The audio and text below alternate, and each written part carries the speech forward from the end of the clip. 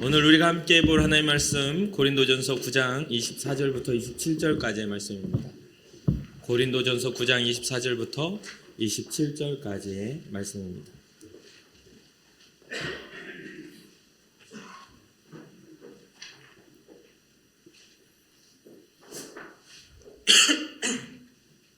우리 한 목소리로 합독하도록 하겠습니다.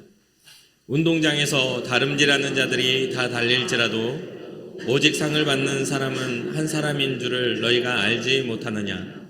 너희도 상을 받도록 이와 같이 다름질하라. 이기기를 다투는 자마다 모든 일에 절제하나니 그들은 썩을 승리자의 관을 얻고자 하되 우리는 썩지 아니할 것을 얻고자 하노라. 그러므로 나는 다름질하기를 향방 없는 것 같이 아니하고 싸우기를 허공을 치는 것 같이 아니하며 내가 내 몸을 쳐 복종하게 함은 내가 남에게 전파한 후에 자신이 도리어 버림을 당할까 두려워함이로다. 아멘. 지난 2022년도에 베이징 동계올림픽이 있었습니다. 근데 그 베이징 동계올림픽에서 우리나라를 뜨겁게 달궜던 그러한 사건이 있었죠. 바로 쇼트트랙 편파 판정 논란이 굉장히 우리나라를 뜨겁게 달궜던 적이 있습니다. 누가 봐도 편파 판정이었기 때문에 경기를 지켜보는 모든 사람들이 그 편파 판정으로 메달을 따지 못한 그런 우리나라 선수들을 보면서 안타까워했습니다. 그런데 편파 판정 이 상황 때문에 또 다른 부분이 우리가 발견할 수 있었는데 그것은 그 대표로 출전한 선수들에 대한 집중된 그들의 삶을 들여다볼 수 있는 기회가 있었던 것이죠. 그 선수들이 얼마나 많은 노력을 하고 얼마나 많은 시간들을 피와 땀을 흘리면서 그것을 준비했는지를 우리가 보게 되면서 많은 국민들이 1등이냐 2등이냐 3등이냐를 그것을 중요하지 않고 그 선수들의 그 노력과 삶을 축복하고 괜찮아 메달 못 땄어도 괜찮아 라고 하면서 위로하는 그러한 전환 그 반전이 일어나게 되었죠. 우리나라는 1등을 참 좋아하는 나라입니다. 뭐든 1등이 돼야 이게 관심을 가져주고 그러다 보니까 그 어떤 나라보다도 어떻게 해요? 경쟁이 심한 나라입니다. 누군가를 이렇게 넘어서야 내가 돋보이는 나라이기 때문에. 그런데 이러한 사회적인 변화는 이제 1등이 아니어도 괜찮다고. 그렇게 충분히 노력했으니 충분히 훌륭하게 그 일들을 준비했으니 괜찮다고 박수 쳐줄 수 있는 격려할 가치가 있는 사회적 변화를 좀 가져오게 되었죠. 물론 아직도 우리나라는 경쟁 사회입니다. 굉장히 그 경쟁이 치열하죠.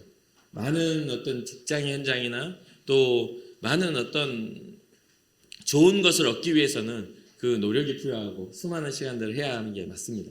근데 조금만 우리가 그걸 생각을 전환시켜서 당연하게 해야 할 우리의 삶의 성실함이라고 본다면 경쟁으로 보지 않고 그것을 우리의 삶의 성실함으로 본다면 좀 더 여유로워지지 않을까 생각을 합니다. 오늘 본문에서는 믿음의 경주에 대한 이야기를 합니다. 이 믿음의 경주의 가치를 우리가 좀 살펴볼 수 있었으면 좋겠는데 여기서 말하는 이 믿음의 경주가 1등을 말하는 거라기보다는 저는 이 믿음의 경주의 가치를 세우는 일이라고 생각합니다. 특히나 이런 거죠. 누군가에게 가치가 부여되는 것은 1등이 되어서가 아니라 그 가치의 소중함을 통해서 그 누군가에게 유일한 존재가 되는 겁니다. 그렇잖아요. 그러니까 우리가 하나님 앞에서 우리가 1등이 되기 위해서 달려가는 것이 아니라 하나님 앞에서 우리가 가치가 발견되기 위해서 달려가는 그 믿음의 여정에 대한 이야기를 해주고 있는 것이죠. 사실 여기에서 말하는 것은 꼭 경쟁사에서 이기라고 하는 것처럼 이 문장이 이렇게 진행되기는 합니다.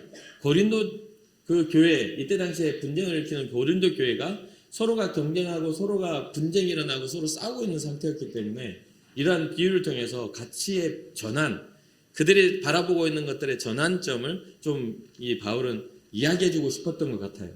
그러다 보니 24절에 경기장에서 달리기를 하는 사람들이 모두 달리지만 상을 받는 사람은 하나뿐이라는 것을 여러분은 알지 못합니까? 이와 같이 여러분도 상을 받을 수 있도록 달리십시오. 이게 이제 세 번역에서 표현되어지는 것이거든요.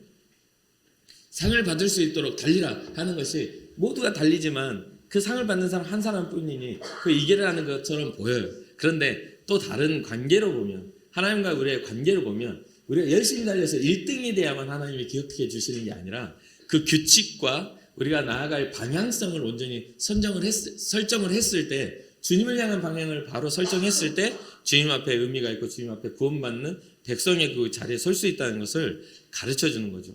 세상에는 여러 가치를 실현하며 그 가치를 두고 달리는 사람들이 많습니다. 세상에는 여러분과 저보다 더 기독교인이 아니면서도 선한 삶을 살아가는 사람도 많습니다.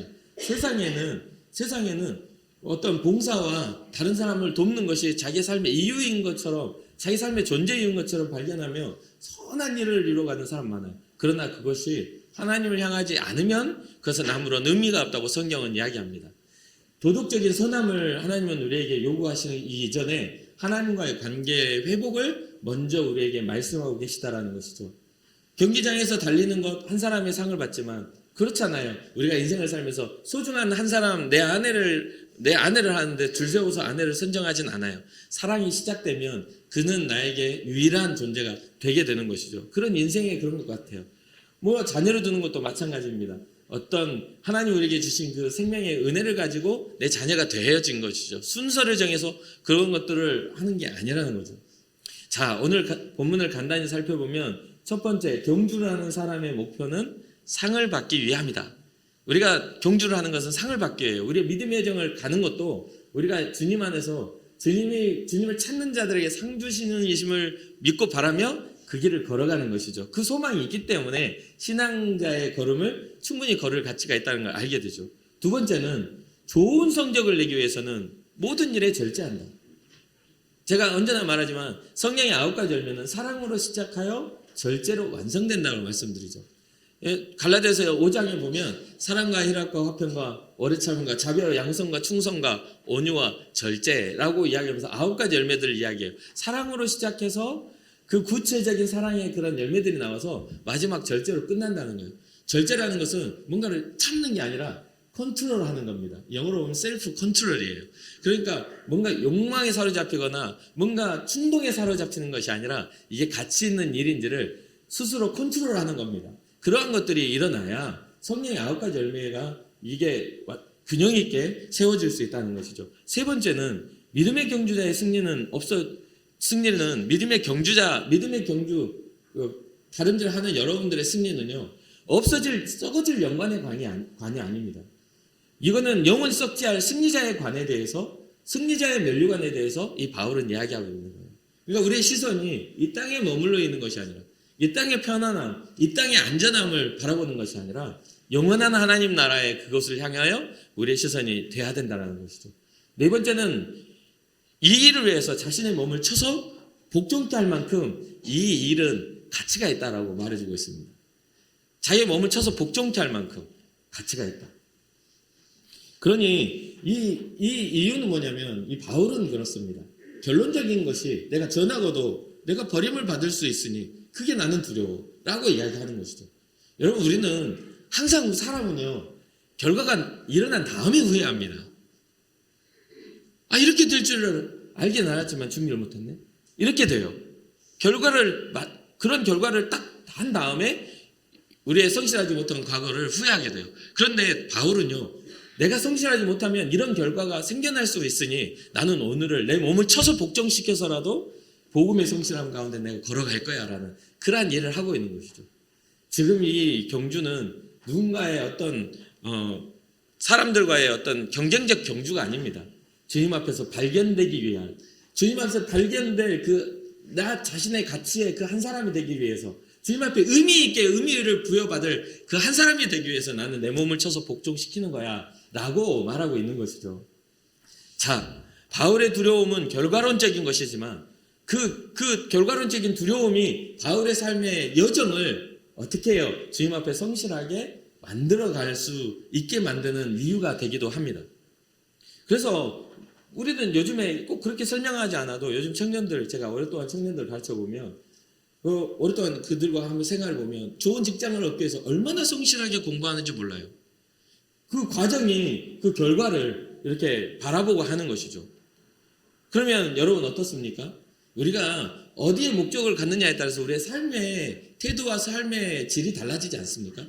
우리가 공부를 할 때 서울대를 목적으로 하면 헐겁게 놀면서 할 수 있어요? 절대 그렇게 들어가면 뭐 천재면 모르겠지만 웬만해서 못 들어갑니다. 그런데 뭐 미달되는 지방대학을 바라보면 대충 놀아도 괜찮습니다. 그렇지 않겠어요? 그러한 것처럼 우리가 하나님 앞에서의 우리의 삶의 영화로움을 바라보고 간다면 우리는 좀 더 철저해질 필요가 있어요. 그런데 그 철저함은 이 세상이 가르치는 철저함이 아니라 영적 철저함으로 우리가 돼야 한다는 것이죠. 그래서 우리는 훈련되어져야 돼요. 여러 가지 훈련해 가야 돼요. 그 한 사람이 되기 위해서 우리는 훈련해야 돼요. 여러분들의 세상의 성공을 위해서 여러 가지 일들을 여러분들이 받아들이고 연구하고 또 공부를 하시잖아요. 그럼 영적인 것은요? 주님 앞에 발견되기 위해서 우리가 무엇을 해야 하는가? 그래서 첫 번째는 우리가 주님 앞에 발견되기 위해서 성경이 말해주는 것은 복음의 십자가, 예수 그리스도의 그 임 안에서 우리는 나아가야 합니다. 그런 예수 그리스도의 보혈을 우리 힘입었을 때에야만이 우리는 하나님이 원하시는 영격을 소유하는 영의 사람이 되는 것이죠. 예수가 없는 그러한 삶은 영의 사람이라고 성경은 말해주지 않습니다. 이렇게 되기 위해서 우리는 몇 가지를 기본 전제로 해서 우리의 삶에 훈련돼야 할 그런 포인트를 몇 가지 짚어드리려고 합니다. 첫 번째는 여러분들의 삶에 있어서 삶의 정체성을 은혜 안에서 발견하시기를 주님 여러분 축복합니다. 이것은 노력이 필요해요. 주익이 봐야 되는 거예요. 그리고 그러한 하나님의 은혜를 바라보며 그 은혜에 감격할 수 있는 신앙의 고백이 일어나야 합니다. 자기 정체성을 발견한 사람들은 그 삶의 고백들이 달라져요. 특별히 오늘 제가 소개해드릴 인물은 프랑스의 유명한 수학자이자 물리학자, 철학자, 종교 사상가였던 블레이즈 파스칼에 대한 이야기를 해드리려고 합니다. 파스칼 많이 들어보셨죠? 자신의 나이가 30살이 30세가 되던 때 예수님을 이 파스칼이 인격적으로 만나게 됩니다. 그리고 그 만나고서 그 감격을 표현하는데 몇 개의 단어로 처음에 그 감격을 표현합니다. 파스칼이 예수님을 딱 만나고서 확신, 가슴 벅찬 기쁨, 평안이라고 이야기하며 기쁨의 눈물이 흐르는구나. 완전하고 달콤한 주님과의 연합, 나의 인도자이신 예수 그리스도께 대한 전적인 항복이라고 자기의 인생에 주님을 만나는 것을 표현을 합니다. 여러분 파스칼의 고백과 같은 그 정말 가슴 벅찬 기쁨과 평안을 주님 안에서 경험하셨습니까? 여러분들 기쁨이 눈물이 되도록 흐를 만큼 주님을 만난 기쁨에 감격해 보신 적이 있으십니까? 주님과 함께 한다라는 그 연합함이, 주님과 함께 인생을 산다라는 그 연합함이 달콤함으로 여러분들의 삶에 다가오신 적이 있으십니까? 예수 그리스도의 그 말씀이 내 인생을 사로잡아 주의 말씀에 전적으로 항복할 만한 그런 나의 인격과 나의 인간성이 주님 앞에 항복되어지는 그런 경험을 해본 적이 있으십니까? 그러한 것들이 아직 없다면 어쩌면 우리는 아직 미완성적인 신앙의 여정을 걸어가고 있는지 모르겠습니다. 그러면서 이 파스칼이 자기 친구들에게 그 구원의 기쁨을 이야기하며 편지를 씁니다. 친구들이여, 오랫동안 얻을 수 없을까 봐 두려워했던 이런 사람을 감히 상상할 수 있겠는가? 실망을 피하기 위해 냉소했던 태도를 버리고 떨리는 순례의 길을 나와 함께 가겠는가? 천국에 들어가기 전에 지금 다른 모든 것을 주고서라도 오직 예수 그리스도와의 진정한 인격적 만남을 원하는가? 나와 같이 당신도 인생을 잘 살기 위해 올바로 살아보려고 열심히 노력해 왔을 것이다.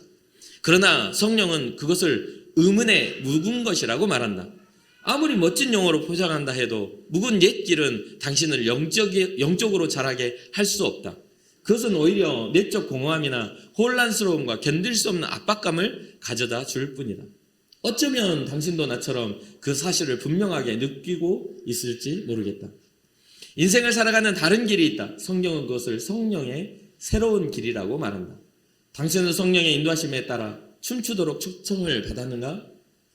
이제 우리가 살아가야 하는 새로운 길이 열려있다. 그것은 성령의 길이다. 인생에서 가장 위대한 꿈을 꾸어보자. 그 꿈은 결코 깨지지 않을 것이다.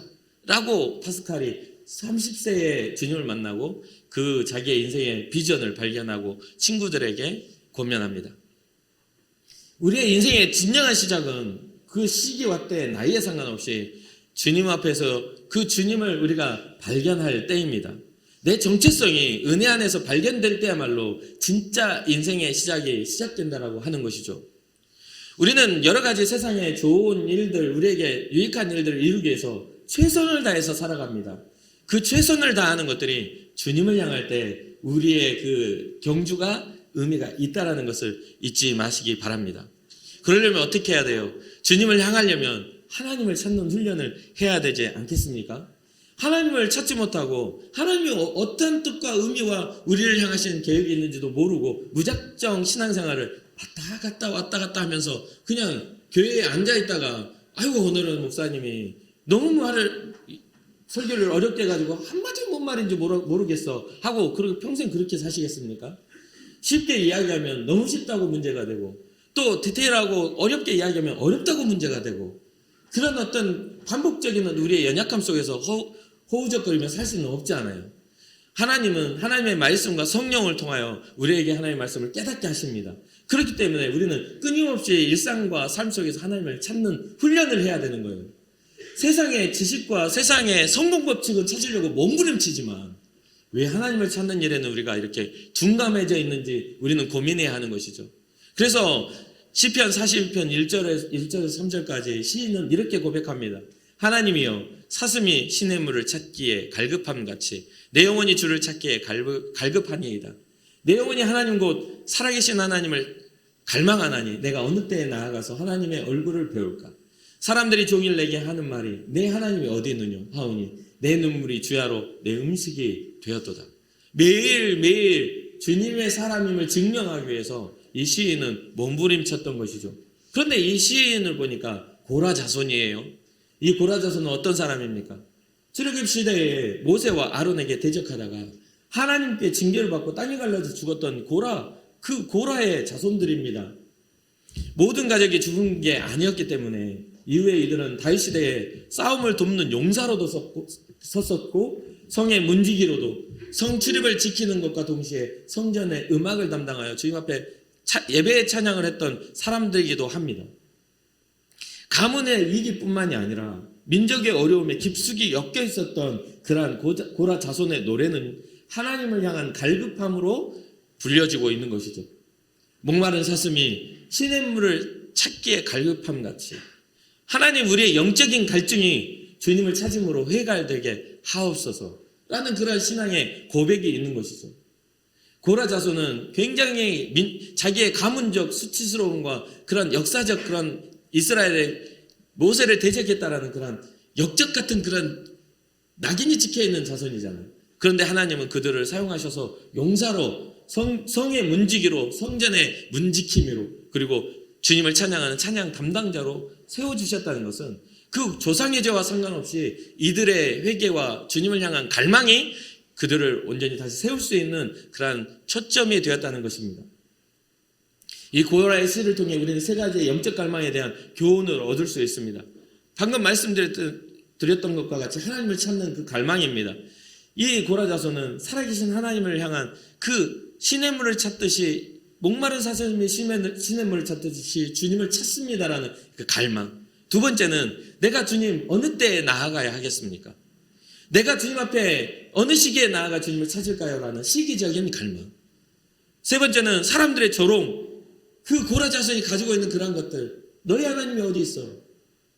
그 수치스러운 그런 조롱 가운데에서도 그것을 절망으로 보지 않고 기도의 동력, 하나님을 찾으면 그것을 회복하시리라는 그런 하나님은 긍휼하신 하나님, 인자하신 하나님이라는 그 기도의 동력으로 사람들의 그러한 조롱마저도 변화시키는 주님을 찾고자 하는 갈망.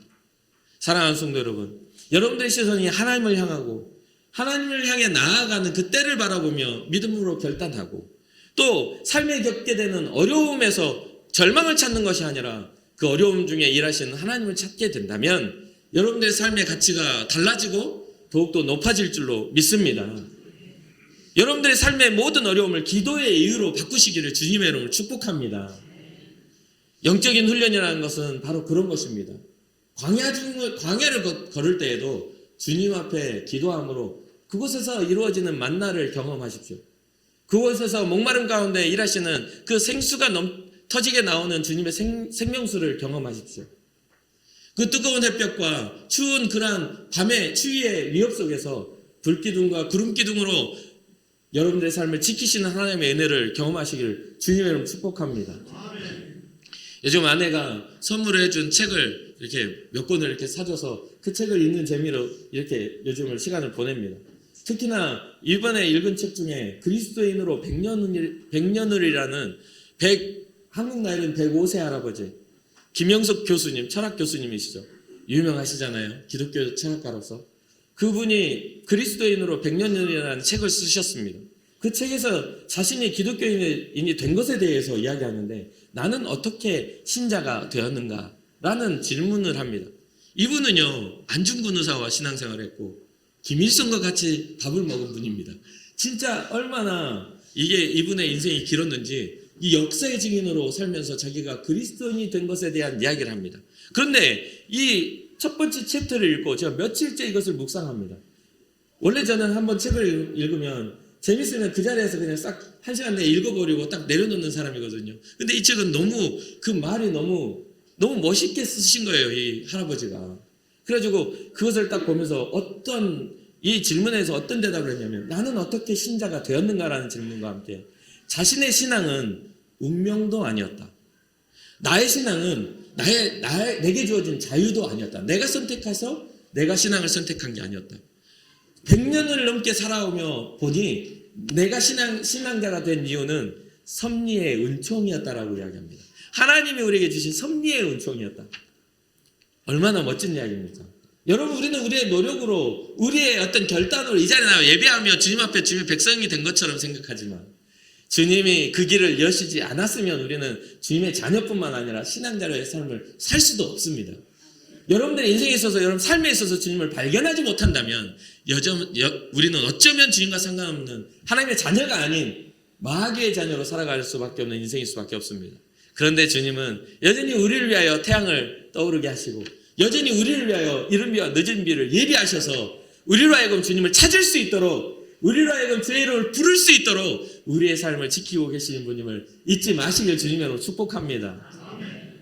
특히나 이 준비하면서 하나님을 찾는 훈련이 필요하지만 하나님은 자기를 찾는 자들에게 상 주시는 이시잖아요. 간절히 찾는 자들에게 자기를 나타내신 분이라고 했어요. 그리고 여전히 여러분 마음에 감동이 없다면 내가 주님을 진짜 찾으려고 애쓰며 노력하며 주님을 발견하기 위한 인생의 여정을 살고 있는가를 한번 고민해 보시고 주님의 은총 안에 여러분의 삶을 끌어가 결단하며 주님을 바라보시길 주님으로 축복합니다. 후회 주시고 꾸짖지 아니하시는 그분을 향하여 여러분의 삶을 노출시키시기를 주님으로 축복합니다. 세 번째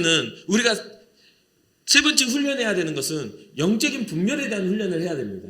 오늘 본문에서도 향방 없는 자와 같은 그런 모습을 다름질하는 사람이 향방 없는 것 같이 하고 싸우기를 하는 사람이 대상을 저도 제대로 못 보고 허공을 치고 있다면 그것은 승리하고는 전혀 상관없는 게 되는 것이죠. 아니 100m 달리기를 너무너무 잘해요. 근데 결승전을 향해 달리지 않고 갑자기 돌아서서 딴 데로 뛰어가요. 그러면 그게 무슨 기록이 되고 무슨 경주의 어떤 승리가 되겠습니까? 그 방향을 정확하게 분별해야죠. 그래 여러분 세상에서 요구하는 하나님 없는 방향은요 전혀 결승점이 안 돼요. 우리의 인생에 있어서 그것은 우리가 나아가야 할 결승점이 아니에요.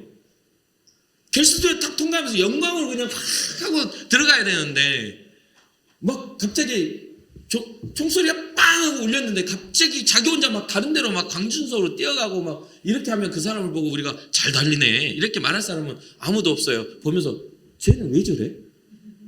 어디를 가는 거예요? 선수로 세워졌는데 엉뚱한 곳을 향해 가는 거예요. 우리가 가지고 있는 모든 삶의 가능성도 마찬가지입니다. 세상에서는 하나님 없는 곳에 선한 것을 하라고 해요. 교회를 두고 교회는 뭐 구제와 선교를 해야 되니까 구제를 해야 된다. 교회는 선해야 된다 말해요. 근데 그 안에 하나님의 뜻이 없으면 그것은 세상 노름이나 똑같아요. 주의 이름으로 구제하고 주의 이름으로 그들에게 선한 일들을 열매 맺고 그리고 나서 뭐가 나타나야 되냐면 우리의 영광이 나타나는 게 아니라 주님의 영광이 나타나야 되는 겁니다. 예수 그리스도의 정신으로 선한 일을 흘려보내고 주님이 우리를 살리시고자 하는 주님의 영적인 그런 분별을 통해 우리가 나아갈 방향을 발견해야 되는데 세상에 착한 사람은 너무너무 많아요. 어떤 사람은 그러더라고요. 세상에 나쁜 사람들 다 교회에 있다고.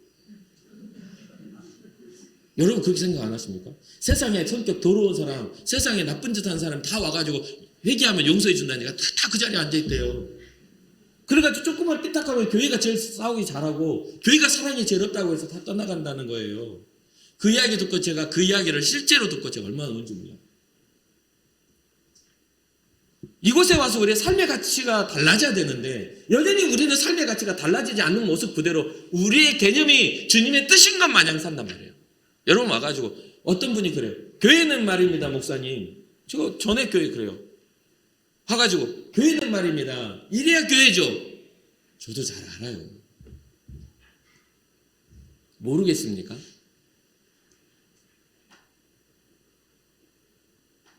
진짜 늦깎게 그분이 요즘에 신학교 들어갔다는 소리를 들었거든요. 70을 거의 가까이 두고서 저한테 와가지고 앉혀놓고 일장 연설을 하시더라고요. 엄청 긴 이야기를 해요. 교회는 이래야 된다. 잘 알고 있습니다. 겸허히 받아들이긴 했지만 한편으로 씁쓸했어요. 그분이 말한 걸 다 동의할 수가 없었거든요. 교회는 구제기관이 아니에요. 교회는 복음을 온전히 전하기 위한 선교기관입니다. 그거에 부수적으로 선한 일의 구제가 따라오는 거예요. 교회는 예수의 생명과 복음이 있어야만 되는 겁니다. 그것을 우리는 놓쳐서는 안 돼요. 그래서 로마서 12장 2절에 이렇게 말하죠. 너희는 이 세대를 본받지 말고 오직 마음을 새롭게 함으로 변화를 받아 하나님의 선하시고 기뻐하시고 온전하신 뜻이 무엇인지 분별하도록 하라. 우리는 이 세대를 본받아서 세대가 요구하는 것을 따라가는 그러한 신앙자들이 아닙니다. 우리는 사람들이 딱 우리를 평가하는 시대에 살고 있잖아요. 뭐를 잘했네, 못했네. 저도 마찬가지예요. 박대성 목사가 인천공업교회에서 사역을 하는데 여러분들의 마음속에 우리 목사님 설교를 잘했네, 못했네, 우리 목사님 목회를 잘하네, 못했네 생각하시죠. 그리고 그것은 다 개인적인 그런 어떤 개인의 어떤 판단의 기준 안에서 여러분 생각하지 않습니까?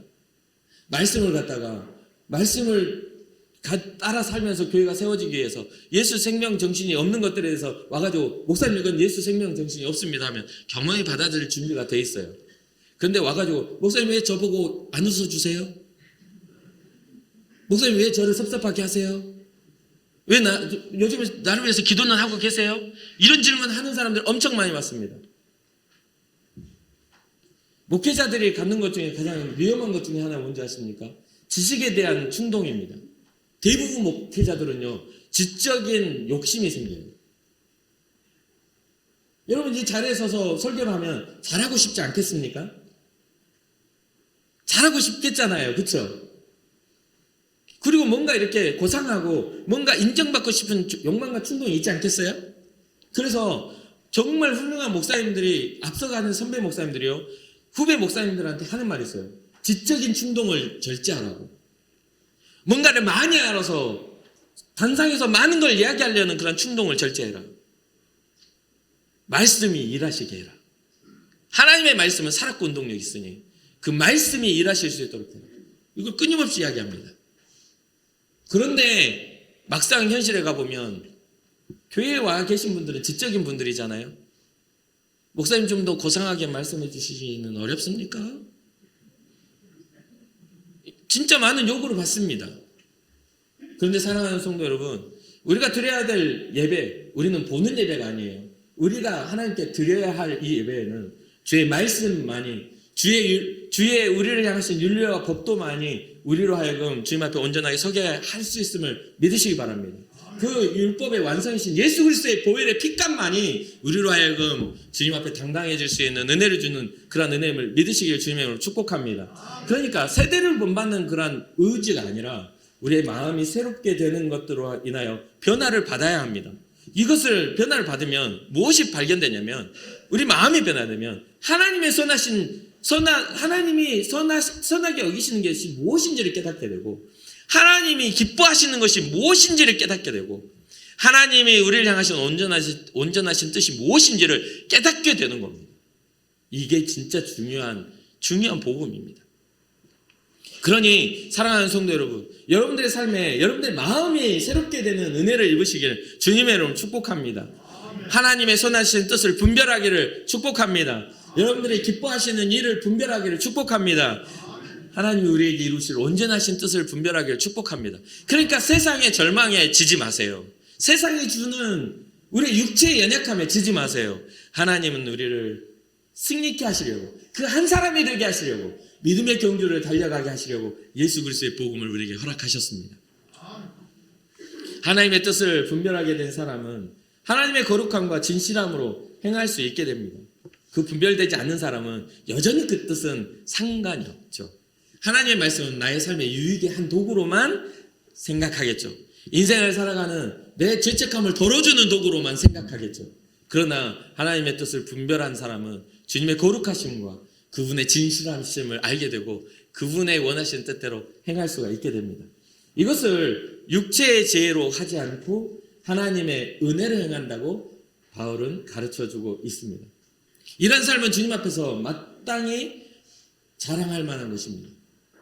우리가 하나님, 저는 우리의 육체의 지혜가 아닌 하나님의 은혜로 우리의 인생을 살아갑니다 라고 하는 주님 앞에 자랑할 만한 믿음이에요. 그렇기에 우리는 영을 분별하는 훈련을 항상 해야 합니다. 이 영을 분별한다는 것은 세대의 요구가 아닌 하나님의 요구를 분별할 줄 아는 그런 눈이 열려야 되는 것이죠. 그래서 우리는 항상 기도하고 하나님의 말씀을 묵상하고 주의 뜻을 따라 행하기 위하여 매일 아침에 매일 저녁에 우리의 믿음의 결단으로서 우리의 삶을 단정히 해야 하는 것이죠. 끝으로 사랑하는 성도 여러분, 계속해서 이런 부분들을 계속 우리의 믿음의 여정을 나누어 가겠지만 우리는 썩어질 것을 위한 그 목적을 향해 달려가는 사람들이 아닙니다. 여러분들의 삶이 물질의 부요함이 여러분들의 인생의 목적이 되지 않기를 주님의 이름으로 축복합니다. 여러분의 삶이 오늘 하루 평안하고 내 신상이 안전하는 것이 삶의 목적이 되지 않기를 주님의 이름으로 축복합니다. 여러분들의 삶의 그 마지막 이루어갈 그런 모든 것들이 여러분들의 명예가 되지 않기를 주님의 이름으로 축복합니다. 그것은 부수적으로 자연스럽게 따라오는 것이 돼야 돼요. 주님을 위해 다윗 왕처럼 세워지는 왕이 되는 것이고, 주님을 위해 민족의 그러한 뿌리가 되는 아브라함이 되는 것이고, 주님을 위해 일했더니 인류의 그 대를 이어갈 노아가 되는 겁니다. 주님 앞에서 말씀이 우리의 모든 것들의 완성의 이유가 되는 것이죠. 주님을 위해 살았더니 고난 앞에서 다시 회복하여 욥과 같은 갑절의 은혜를 받게 되는 겁니다. 그런 것들이 먼저 주님으로부터 출발하여 여러분의 인생의 완성이 이루어지는 그런 은혜가 있어야 되는 것이죠. 마지막 끝으로 한 사람을 찾아야 한다면 주님, 제가 여기 있다라고 말할 수 있는 그 상을 받아야 할 믿음의 경주를 내가 잘 달려가 주님과의 연합이 나의 영광이 되게 하여 주옵소서. 그 한 사람이 주님, 누가 나를 위해 갈까? 주님의 안타까움에 주님, 저 여기 있어요. 내가 주님을 위해 손을 들고 헌신할 수 있는 그 한 사람이 되시기를 바랍니다. 그러니 믿음의 경주를 우리가 달려가. 우리의 믿음의 경주에 우리의 우리가 경주하며 그 적으로 삼아야 될 것은 사람이 아니에요. 우리의 믿음을 넘어지게 만들려는 악한 역사와의 싸움에서 이겨내서 주님 앞에 영광의 자리에 서기까지, 최후 그 승리를 얻기까지 우리가 그 경주를 달려가는 겁니다. 사랑하는 성도 여러분, 그곳은 썩지 않는 가치를 가진 나라이니 온전한 방향을 잘 설정하고 믿음으로 온전하게 주님 앞에 나아가는 여러분과 제가 되기를 주님의 이름으로 축복합니다. 잠시 기도하겠습니다.